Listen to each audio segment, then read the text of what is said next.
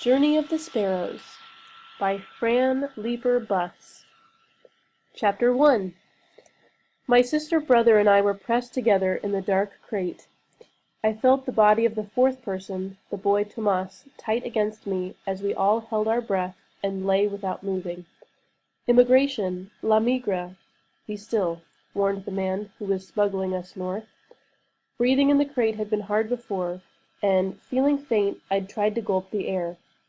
But now I was afraid to breathe at all.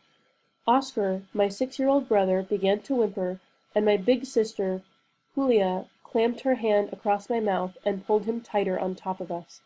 I could feel Tomas begin to shake against my back, and I was pressed so tightly against Julia's swollen stomach that I thought I felt the baby move. There was a muffled crying outside, perhaps from another crate, then silence, filled only by the smells of onions and tomatoes. Suddenly, the sacks and boxes of vegetables on top of our crates were banged around, and a man shouted out orders in English I couldn't understand. His voice sounded cruel, like the voices of the government soldiers, the guardias, who had come to our home months before. I felt tears run down my face, but I couldn't get a hand free to wipe them. Julia's shoulders rocked back and forth as she pressed Oscar's face into her chest, and the pain in my bent neck spread to my head and across my shoulders. Finally, the men's voices moved farther away, and the engine of the truck in which we were hidden started up again. Then the familiar voice of the man shouted in Spanish, "They're gone, it's clear." It had been dark when we were nailed into the crate, but now a crack let in a line of light from the day. The crate clattered on the floor of the truck, our bodies vibrated against one another, and the engine roared continually. Julia was to my left and Tomas to my right. He was bent and lying on his side, his chest behind my hips and his leg bent under my legs. I was sitting now, trying to curl forward, my knees up and over his legs. With each jerk of the truck, I felt thrust tighter against this strange boy's body. I could feel his warmth and moisture, and his sweat smelled salty. Little Oscar squirmed across Julia and me, none of his body touching the bottom of the crate. As time passed, the pain curved slowly down my spine until my back felt as if it were breaking. Finally, I couldn't stand it one more minute. I jerked my chest forward against my legs, desperate to straighten myself out, and knocked Julia hard against the crate. Oscar fell down around our legs. "Julia, Maria, let me out!" Oscar cried, thrashing. "I'm thirsty. I want Mama." He pounded the crate with his hands. I sobbed out loud. "I'm sorry, Julia, I'm sorry." Terror rose up inside me. "Our Father," Tomas began to pray behind me. I felt Julia grope in the near dark for Oscar's hands, and restraining them, she said sternly, "Maria, calm down. We'll make it. Calm down. Try to breathe slowly." I curled my back again and attempted to do as my sister told me. Julia twisted around until she was balanced again, then whispered more gently, "Little sister, it'll help to remember good things. Remember the amate tree at home." "Yes," I said, struggling to sound calm. "Remember how I pushed you up into the tree before you were old enough to climb on your own?" I nodded in the dark. "Remember how Papa would sit against it at night after they came back from the fields?" "Yes, Papa," I answered. "Papa," Oscar echoed. "Remember the songs he used to sing?" Julia began to sing quietly, her voice strained.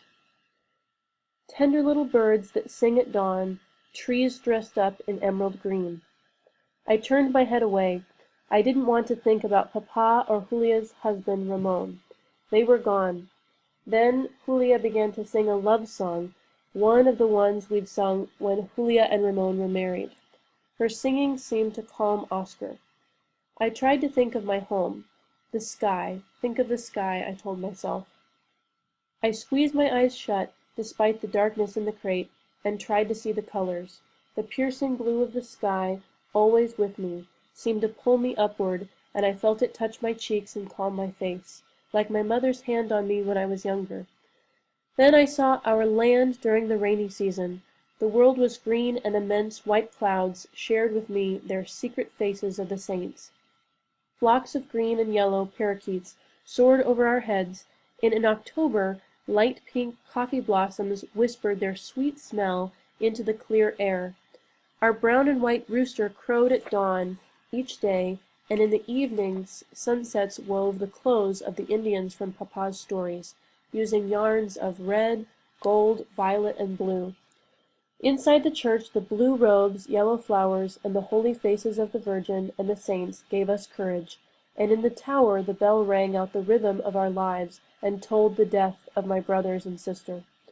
All this I thought of while I was curled in the crate. We'd been so poor at home, just flowers and hunger. 4 brothers and 1 sister died from worms and lack of food. Finally, Papa and a few others brought a nurse and a teacher into our village, and that's how I learned to read. I imagined my teacher standing by the chickens in front of her little house. Her left hand was on her hip, her right hand was pulling back her long hair as she watched the sunset.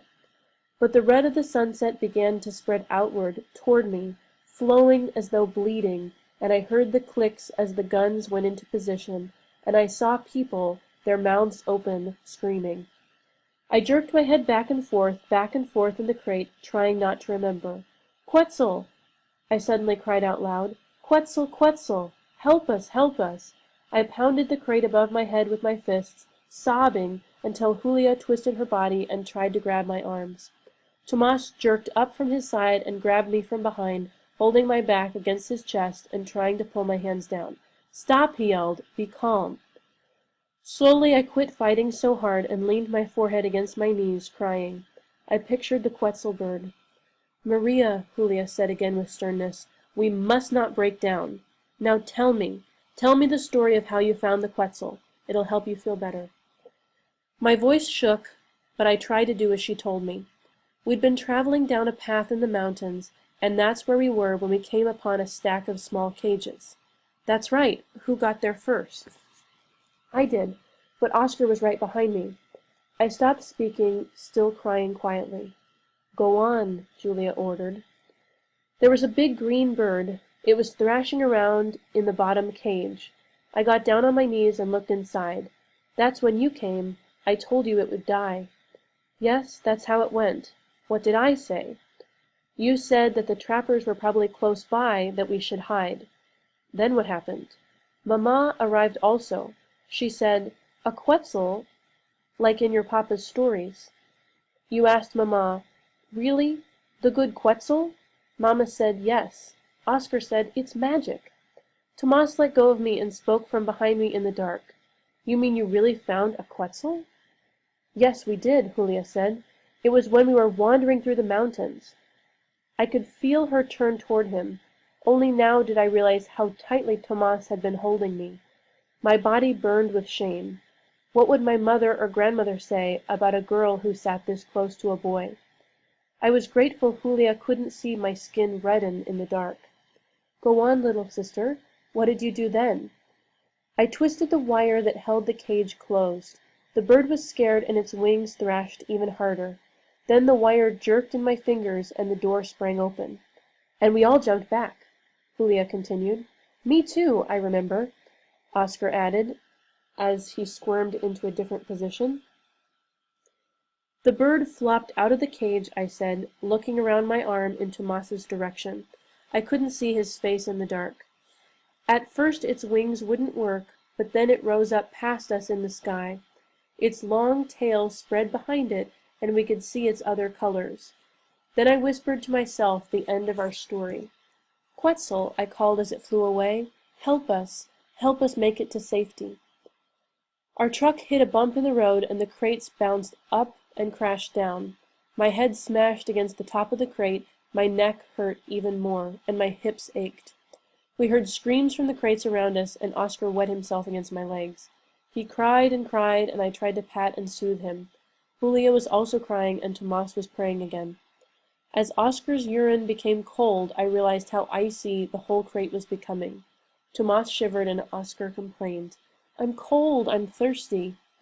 Oscar cried softly as hours went by. Then all at once, Julia shouted, "I can't see the light, it's gone! I'm blind, I'm blind!" I was confused and terrified. I must have fallen asleep. "No," Tomas said to Julia, "you're not blind." It's the night, I cried urgently. Julia, it's probably the night. I can't see the light either. Tomas shook, and I felt the cold work its way up my spine and down my arms. My legs felt numb and asleep, but my knees ached. I'm so thirsty, Julia said. What's wrong with me? Tomas groaned. Why didn't I bring any water? Home, Julia moaned. Ramon, I want to go home. Then in panic, Maria, where are you? I'm here, Julia. I won't leave you. What about my baby? It's not moving. What if this has killed Ramon's baby? Your baby's alive. I felt it move when La Migra stopped the truck. I tried to keep talking, but I was so thirsty, my swollen tongue stuck to the roof of my mouth. My words were blurred and my throat ached from wanting water. We huddled in silence for a while, shaking with the cold. Oscar kept moaning, Water. I repeated the rosary, Pray for us sinners, at the hour of our death, Mother of God. Wing, the river with my foot. Dark tried. You've come before? You lived through it? You're alive. Into my way, I moved my head backward. A man grabbed my arm and yanked me down off the truck, pulled together toward us with me. She led us outside into another building, up many steps, and finally into a room with heat, where she gave us water and aspirin and told us to rest on the floor. Staring into the glowing wires of a small heater, I fell asleep, and in my dreams I hurled myself at the men, pounding them with my fists as they nailed us into that crate. Then I blushed, realizing I was pressed against Tomas's body.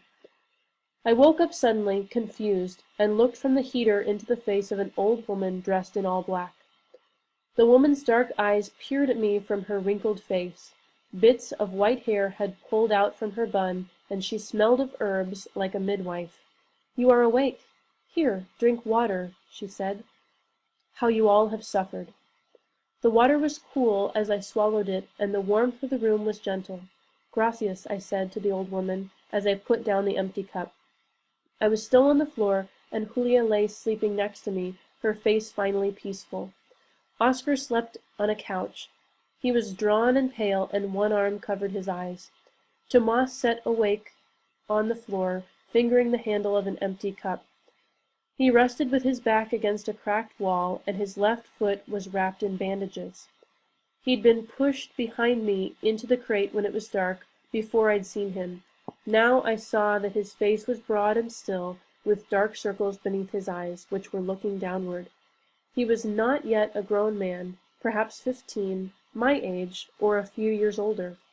Across the room, the light of a candle flickered in front of a statue of San Antonio, and the saint stared at me with solemn, knowing eyes. I smelled incense and herbs, like in our church at home, and heard voices and a child crying somewhere. The woman who had led us here knelt down by me, held some coffee to my lips, and pushed my long hair back from my face. I'm Marta, Tomas's aunt, and this is Doña Elena, she said, motioning to the old woman kneeling next to her. She came to help you. The little boy is sleeping now, and your sister's baby is alive. She won't lose it. Her eyes filled with tears, but Tomas's foot is frozen. Doña Elena is trying to save it. Marta handed me the hot coffee and took another cup to Tomas. He looked over at us, and I pressed my dress down around my knees. Marta said, What a long way you've had to come. You're from El Salvador, aren't you? I jerked up and my face burned. I was so frightened. If they knew, they might send us home. I shook my head violently. But the woman just stared at me and nodded. Yes, you are, she said gently. Yes. Finally, I whispered, We can't go back. They'll kill us. We're here, and Mama and Teresa are sick down in Mexico. Please don't send us back. The old woman answered from my other side, No, my child, don't be afraid. We won't hurt you.